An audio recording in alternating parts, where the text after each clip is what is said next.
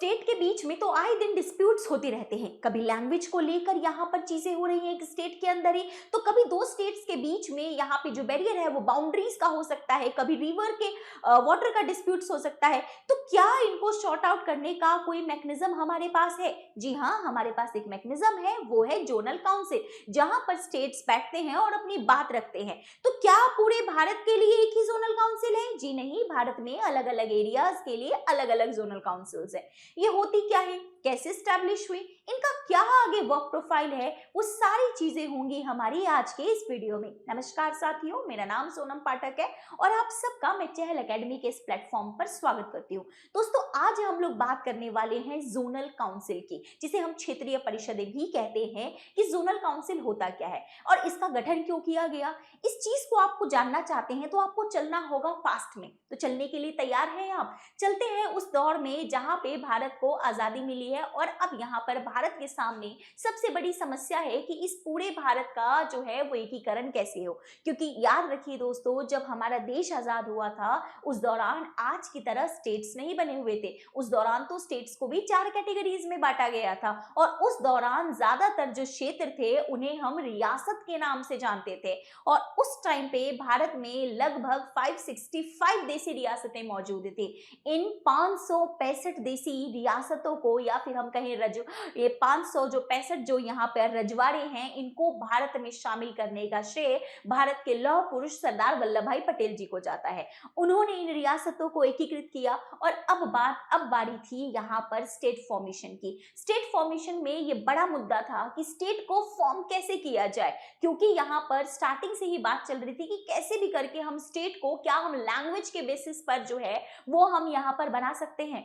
India is a land of diversity, विविधताओं की इस भूमि में एक भाषा को हम कैसे चुन पाते, ये भी एक बड़ी समस्या थी कि सारे स्टेट्स को हम कैसे यहाँ पे ऑर्गेनाइज करें। तो इसमें फिर यहाँ पर ये हुआ कि स्टेट्स को हम एक काम करते हैं, लैंग्वेज के बेस पे ना करके हम इसको एडमिनिस्ट्रेटिव जो हमारी सुविधाएं हैं उस बेसिस पर स्टेट्स फॉर्म करते हैं।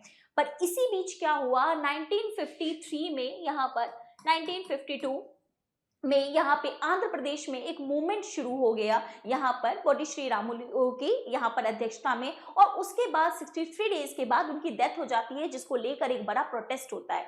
और इसी प्रोटेस्ट को यहाँ पर जो है उसके बाद जो है गवर्नमेंट आंध्र प्रदेश को लैंग्वेज के बेस पर स्टेट जो है वो यहाँ पर डिक्लेयर कर देती है। और आगे स्टेट का फॉर्मेशन कैसे हो, इसके लिए एक एक्ट लाया जाता है, जिसे हम स्टेट रिऑर्गेनाइजेशन एक्ट के नाम से जानते हैं, राज्य पुनर्गठन आयोग के नाम से हम जानते हैं, अधिनियम के नाम से जानते हैं। एक्चुअली में कमीशन बना था फैजल अली की अध्यक्षता में, जिसे हम राज्य पुनर्गठन आयोग कहते हैं, स्टेट रिकॉग्नाइजेशन कमीशन। ये जो कमीशन है दोस्तों, ये अपनी कुछ रिकमेंडेशंस देता है और उसी रिकमेंडेशन में एक बात होती है कि यहाँ पर इसकी रिकमेंडेशन में लैंग्वेज के बेसिस पर स्टेट्स बना दिए जाते हैं। लेकिन आगे स्टेट्स के बीच में कोऑर्डिनेशन अच्छा रहे, इसके लिए ये जो कमीशन है जो फैजल अली की अध्यक्षता में, जिसे हम फैजल अली कमीशन के नाम से भी जानते हैं, SRC हम शॉर्ट में बोलेंगे, जो स्टेट रिकॉग्नाइजेशन कमीशन है। तो ये जो SRC है एक और बात कहती है, और वो ये कहती है कि देखो राज्यों के साथ क्या है, इनके आगे कोई यहाँ पे इनको समस्या ना आए, इसके लिए यहाँ पे हमें एक काउंसिल बना देना चाहिए, जिसमें क्या हो, सारे राज्य अपनी बात को रख सके। और उसी के रेफरेंस में यहाँ पर भारत में यहाँ पर 5 जो है वो जोनल काउंसिल्स बनाई जाती हैं। तो जोनल काउंसिल समझ में आया आपको क्या है, कि ये 5 ऐसे काउंसिल्स हैं जिसमें यहाँ पर अलग अलग स्टेट के ग्रुप शामिल होते हैं। जैसे एक होगा नॉर्दर्न काउंसिल, तो नॉर्थ के एरियाज में जितने स्टेट्स हैं वो शामिल होंगे। वेस्टर्न काउंसिल, वेस्ट में जितने लोग हैं वो शामिल होंगे। साउदर्न काउंसिल, साउथ में जितने स्टेट हैं वो शामिल होंगे। एंड ईस्टर्न, जिसमें ईस्ट वाले स्टेट हैं वो शामिल होंगे। तो यहाँ पे इस तरह करके भारत में टोटल 5 काउंसिल्स जो है वो बनाई जाती है। इन 5 काउंसिल्स का काम होता है कि क्या होगा, ये यहाँ पर लगातार बैठेंगे और इन इश्यूज को शॉर्ट आउट करेंगे। अभी यही निकल कर आया कि ये काउंसिल्स ही है जिसने यहाँ पर जो भी लिंग्विस्टिक जो इश्यूज आ रहे थे, कंफ्लिक्ट आ रहे थे, उसके लिए एक एंटीडोट का जो है वो काम किया है। तो बाकी अब चलते हैं इस पूरे खबर पे। तो सबसे पहले हमने समझा जोनल काउंसिल क्या है, जोनल काउंसिल जो है ये क्या है, बेसिकली एक आपकी जो है ये स्टैट्यूटरी बॉडी है जो बेसिकली एसआरसी एक्ट से बनी है, ठीक है। तो यहाँ पर अगर कॉन्स्टिट्यूशनल लिखा हुआ आपके पास आ जाए तो that will be the wrong. क्यों? क्योंकि यह एक जो है वो आपकी सांविधिक संस्था है। इसके अलावा ये क्या करती है, इंटरस्टेट जो इश्यूज है उनको शॉर्ट आउट करने के लिए एज अ प्लेटफॉर्म जो है ये वर्क करती है। कब बनी है? तो एसआरसी एक्ट 1956 के थ्रू जो है इसको एस्टैब्लिश किया गया। देखिए ये जब बनी थी ना तो ये टोटल कितनी थी? 5 थी। लेकिन अब ऐसे में जो हमारा बिल्कुल जो हमारा ईस्टर्न वाला जो जोन है, जो हमारा पूर्वोत्तर का जो क्षेत्र है, उस पूर्वोत्तर के लिए भी हमें एक बनाना, एक काउंसिल होना बहुत जरूरी था, सो दैट हम उसको एस्टैब्लिश कर पाए। तो 1972 में एक स्पेशल एक्ट लेकर आया गया। कब? 1972 में गवर्नमेंट एक एक्ट लेकर आई और उसके थ्रू जो है हमारा जो बिल्कुल ईस्टर्न वाला है उसका जो है वो यहाँ पर गठन हुआ। स्टार्टिंग में ओरिजिनली दे आर 5, छठा वाला बिल्कुल अलग है, अभी उसकी भी बात करेंगे। तो यहाँ पर क्या हो रहा है कि ये प्रधानमंत्री जवाहरलाल नेहरू द्वारा 1956 में स्टेट एसआरसी एक्ट के एसआरसी कमीशन की रिपोर्ट के बेसिस पर इन 5 जोनल काउंसिल को एस्टैब्लिश किया जाता है। ये जो 5 जो जोनल काउंसिल्स हैं इनका क्या होगा, ये कॉपरेशन जो है उसको फोस्टरिंग करेंगी, उसको बढ़ाएंगी। साथ में यहाँ पर स्टेट्स के साथ स्टेट्स को इस तरीके से लेके चलना है सो दैट हम नेशनल इंटीग्रेशन, राष्ट्रीय एकीकरण को भी हम यहाँ पर बढ़ावा दे सके। कारण हम लोगों ने ऑलरेडी समझा कि जब देश आजाद हुआ था उस टाइम पे बहुत सारे चैलेंजेस थे। हर स्टेट चाहता था कि वो अपने आप से बिल्कुल अलग हो, दूसरे स्टेट से अलग हो जाए। जैसे कि मैं आपको बताती हूँ कि आज हमारे पास महाराष्ट्र, गुजरात दोनों अलग अलग स्टेट है, लेकिन उस टाइम पर ये एक ही का पार्ट थे। पंजाब, हरियाणा भी हमारे पास अलग अलग है, बट वो उस टाइम पर एक ही जोन में था। पंजाब, हरियाणा, हिमाचल, ऐसे बहुत सारे क्षेत्र थे जिसमें एक रियासतों में अलग अलग स्टेट्स जो हैं वो शामिल हो रहे थे, जो एक ही जगह पे जिनकी लैंग्वेजेस थोड़ी अलग अलग थी। हरियाणवी बोलियां अलग है, पंजाबी भाषा अलग है, तो उनको नीड है कि उनको क्या किया जाए, एक सेपरेट स्टेट जो है वो बनाया जाए। सेम इसी तरह आप देखेंगे मराठा जोन अलग है, गुजरात जोन अलग है, गुजराती भाषा अलग है, मराठी, दोनों बिल्कुल अलग है। तो ऐसे में इनके डिविजन्स को, यहाँ पे चीजों को शॉर्ट आउट करने के लिए, इन बातों को रखने के लिए एक प्लेटफॉर्म की नीड थी। उस प्लेटफॉर्म को यहाँ पर जोनल काउंसिल के रूप में बनाया गया है। इस जोनल काउंसिल की अगर हम स्ट्रक्चर की बात करें दोस्तों, तो स्ट्रक्चर में क्या है, एक इसमें चेयरमैन होते हैं। याद रखिए ज्यादातर जगहों पे चेयरमैन हमें पढ़ने की आदत होती है प्राइम मिनिस्टर, बट याद रखिएगा जोनल काउंसिल की जो चेयरमैन है वो यहाँ पर होम मिनिस्टर होते हैं। घर का मामला है ना, तो हमारा घर का मंत्री, गृह मंत्री कौन होंगे, यहाँ पर हमारे होम मिनिस्टर होंगे। वाइस चेयरमैन में यहाँ पर जो है सो जोनल काउंसिल में अब क्योंकि एक से ज्यादा राज्य होते हैं, तो यहाँ पे क्या होता है, जो स्टेट के सीएम है उनका यहाँ पे लगातार रोटेशन बेस पे 1 साल के लिए एक प्रमुख होगा। मान लीजिए नॉर्दर्न वाले में है, तो अब यहाँ पर नॉर्दर्न में दिल्ली के हैं तो दिल्ली, नेक्स्ट यहाँ पर जम्मू है तो जम्मू, अलग अलग क्षेत्र के जो सीएम होंगे, मतलब उस काउंसिल में सबका 1-1 साल के बाद रोटेट होते रहेंगे। अदर मेंबर्स की अगर हम बात करें, देन यहाँ पे चीफ मिनिस्टर, इसके अलावा यहाँ पर जो 2 मिनिस्टर्स हैं हर स्टेट से जो कि गवर्नर के द्वारा नॉमिनेट होंगे, ठीक है। इसके अलावा 2 रिप्रेजेंटेटिव्स फ्रॉम यूटी अगर है, 1 member from planning commission, now it's NITI Aayog. पहले प्लानिंग कमीशन चलता हुआ आ रहा था, बट 2015 के बाद से अब इसमें नीति आयोग के मेंबर होंगे। एंड एक chief secretary and another senior officer from each state. Her state का चीफ सेक्रेटरी और बाकी कुछ सीनियर ऑफिसर्स को, यहाँ पे एक सीनियर ऑफिसर को लेके आया जा सकता है। तो ये इसके स्ट्रक्चर की यहाँ पर हमने बात की। अब यहाँ पे कमेटीज होती हैं, एक होती है स्टैंडिंग कमेटी और एक होती है यहाँ पर जो है सो मेन है स्टैंडिंग कमेटी। इस स्टैंडिंग कमेटी की अगर हम यहाँ पर बात करें तो इसमें क्या होंगे, जितने भी चीफ जो सेक्रेटरीज हैं अलग अलग स्टेट्स के वो यहाँ पर आएंगे। साथ में यहाँ पर ये सारे इश्यूज को सॉल्व आउट, सारे इश्यूज को सॉल्व करने के लिए यहाँ पर क्या होगा, इनकी जो है वो रेगुलर जो है इन मीटिंग्स में इन मुद्दों को रखा जाएगा, जिसमें नीति आयोग के जो प्रमुख है जो वो भी यहाँ पर आएंगे।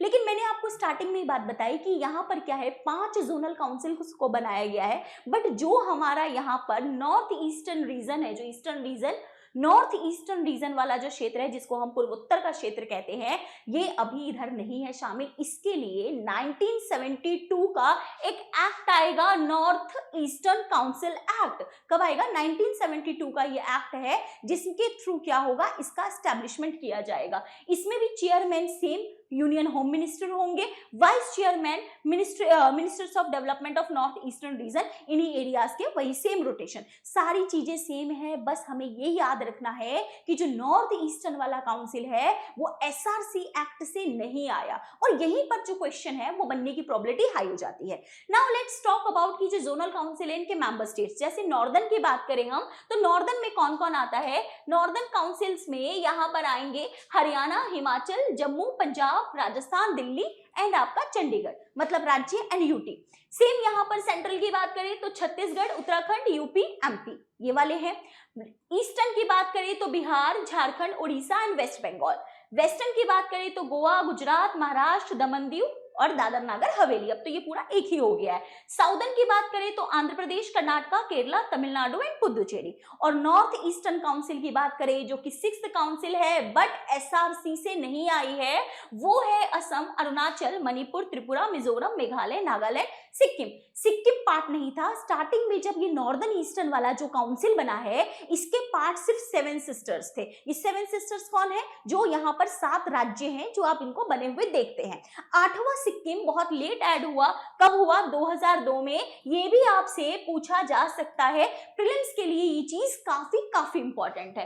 नाउ लेट्स टॉक अबाउट कि ये जो काउंसिल्स हैं, इनका रोल क्या है, कैसे ये परफॉर्म करते हैं। तो यहाँ पर बेसिकली हमने बात किया कि इनका मेन काम ही है कि कैसे कंफ्लिक्ट को रिजॉल्व किया जा सके, सो दैट इनकी रेगुलर मीटिंग्स होती हैं, सो दैट सेंटर स्टेट या इंटर स्टेट्स की जो डिस्प्यूट्स है उस पर बात रखी जा सके और उन इश्यूज को यहाँ पे शॉर्ट आउट करने की कोशिश की जाती है। ये एक तरीके के सोशल इकोनॉमिक डेवलपमेंट को भी बढ़ाती है, क्योंकि यहाँ पर रीजनल कॉपरेशन से क्या होगा, एक बेटर प्लानिंग हो पाएगी।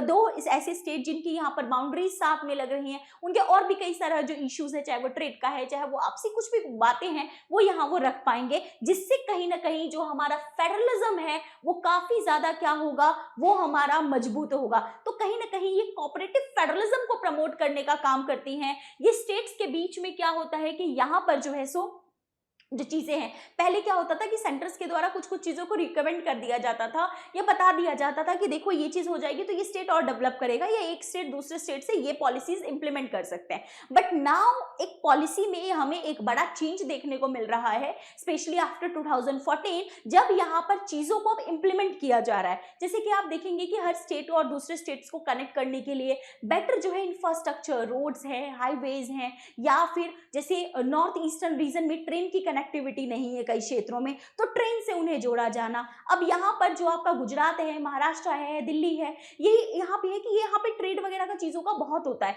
तो यहाँ पे रेलवे की high speed, semi high speed train बनाई जा रही है। गुजरात, महाराष्ट्र बुलेट ट्रेन की बात हो रही है, बुलेट ट्रेन का जो है वो बनाया जा रहा है। क्यों बनाया जा रहा है? सो दैट यहाँ पे इन स्टेट्स में जो है, अगर ये स्टेट्स का आपस में एक बेटर कॉपरेशन होगा, यहाँ पे इंफ्रास्ट्रक्चर का डेवलपमेंट होगा, तो ओवरऑल कहीं ना कहीं ये नेशनल डेवलपमेंट में अपना जो है इफेक्टिव रोल जो है वो प्ले कर पाएंगे। इसलिए किया जा रहा है, सो दैट ये फेडरलिज्म का जो हमारा मॉडल है वो हम काफी कोऑपरेटिव उसको हम बना सके। यहाँ पर हम क्या है कि दो राज्यों के बीच में या फिर राज्य और केंद्र के बीच में जो डिस्प्यूट्स होते हैं, उन डिस्प्यूट्स को हम कम कर सके।